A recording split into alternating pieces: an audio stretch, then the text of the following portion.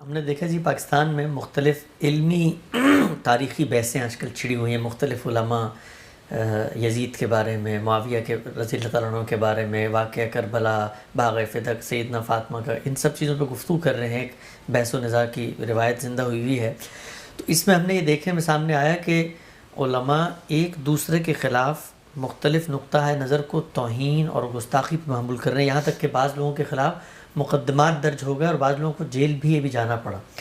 تو یہ آپ نے تو بہت تفصیل سے بتایا کہ تاریخی واقعات کو کیسے دیکھنا چاہیے، لیکن علماء کو جو اس وقت اس میں انوالو ہیں اور وہ دوسرے کے موقف کو گستاخی قرار دے کے FIR کٹوا رہے ہیں یا اس کو توہین قرار دے رہے ہیں، اس فضا کو آپ علمی روایت کے ارتقاء میں کیسے دیکھتے ہیں؟ بہت افسوسناک، اصل میں اس کا خاتمہ ہو جانا چاہیے، علماء کو سمجھنا چاہیے یہ عبرت کا باب ہے، ایسے نہیں کریں کبھی وہ۔ یعنی صحیح طریقہ یہی ہے کہ آپ کسی چیز سے اختلاف رکھتے ہیں تو بس اپنے اختلاف کو دلائل کے ساتھ بیان کریں۔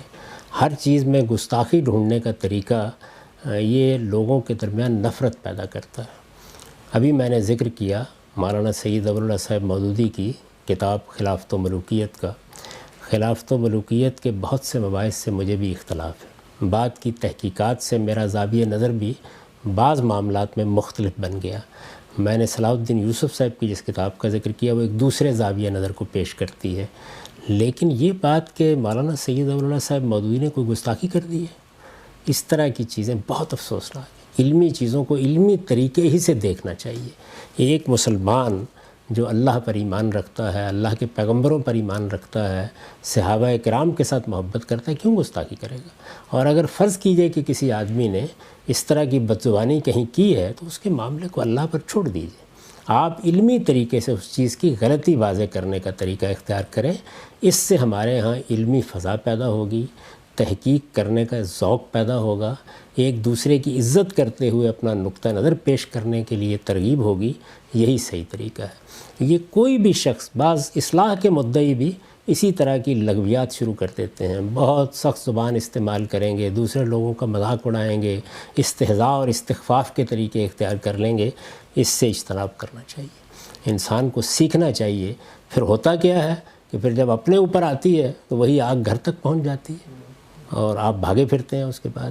تو یہ طریقہ نہیں اختیار کرنا، کسی حال میں بھی اختیار نہیں کرنا چاہیے۔ مجھے بتائیں ہمارے ہاں جنید جمشید جیسا نیک اور صالح شخص، کیا وہ سوچ سکتا تھا گستاخی کرے؟ ایک بات اس نے بیان کی، زیادہ سے زیادہ توجہ دلا دیں۔ بالکل یہی طریقہ اہل علم کو بھی اختیار کرنا چاہیے۔ یعنی آپ اتنی بات کہہ کے خاموش ہو جائیں کہ بھائی آپ کا یہ اسلوب ٹھیک نہیں تھا، آپ نے بتا دیا، بس اس کے بعد اگر آپ کو اس بات کی تردید کرنی ہے تو دلائل کے ساتھ کیجیے اور علمی طریقے سے، علمی انداز سے، علمی اسلوب میں اس کو پیش کریں۔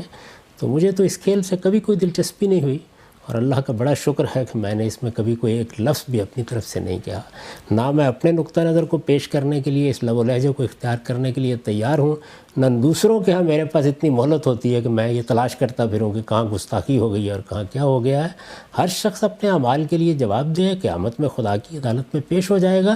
علمی طریقے سے کسی غلطی پر توجہ دلانی ہے، بلکہ میں تو اب اس سے بھی آگے پہنچ گیا ہوں کہ دوسروں کی غلطیاں چننے اور ان کو توجہ دلانے سے دلچسپی کیا ہے؟ ہمارے پاس خدا کا دین ہے، ہم اس دین کو اس کے اصل استدلال کے ساتھ پیش کریں، یہی بہت کافی ہے۔